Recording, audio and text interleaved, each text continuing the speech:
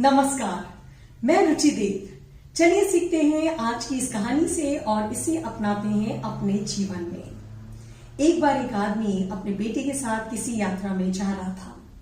रास्ते में वो अपने बेटे को अपने जीवन के खट्टे मीठे अनुभव भी सुनाता जा रहा था। एक नदी पड़ी रास्ते में, तो बस उसे देखते ही वो आदमी रुक गया और वहां जाकर के बैठ गया। बेटे ने कहा, अरे पिताजी जल्दी चलिए, हमें नदी पार करना है वरना हमें बहुत देर हो जाएगी। तो उस आदमी ने कहा, अरे नहीं बेटा, अपन यहीं पर बैठते हैं और नदी के सूखने का इंतजार करते हैं। जब नदी पूरी तरह से सूख जाएगी तो अपन दोनों इसे इजीली पार कर लेंगे। तो बेटा बड़ा चौंक गया और उसने कहा, अरे पिताजी ये कैसी बातें कर रहे हैं आप?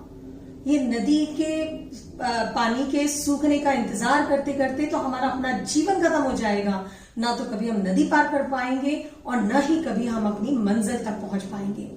ये सुनकर के वो आदमी जोर जोर से हंसने लगा और कहने लगा कि बेटा यही तो मैं तुम्हें समझाना चाहता हूँ। तुम अक्सर कहते हो ना कि जब मेरी लाइफ की सारी रिस्पॉन्सिबिलिटीज खत्म हो जाएंगी तब मैं घूमूंगा, अपने लिए जीऊंगा, अपने दोस्तों से मिलूंगा, अपने लोगों के साथ वक्त बिताऊंगा, अच्छी किताबें पढ़ूंगा, दूसरों की सेवा करूंगा।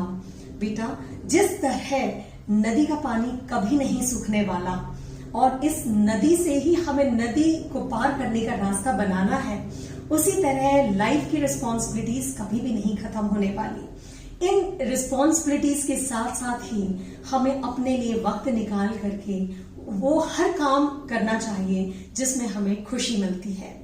तो दोस्तों, आप भी अपने लिए, अपनी खुशियों के लिए रोज थोड़ा सा वक्त जरूर निकालिए। आखिर खुशियों का भी आप पर हक बनता है बॉस। तो आज की इस कहानी के बाद अगले सोमवार हम सुनेंगे एक नई कहानी, एक नई सीख के साथ मेरे चैनल ब्लूम विद रुचि देव पर। तब तक के लिए दोस्तों, आप अपना ध्यान रखिए, अपने परिवार का ध्यान रखिए और हाँ, दूसरों के जीवन में दिया जलाना कभी ना भूलें, क्योंकि जो लोग दूसरों के जीवन में उजाला करते हैं उनका जीवन अपने आप ही खुशियों से भर जाता है। नमस्कार, धन्यवाद।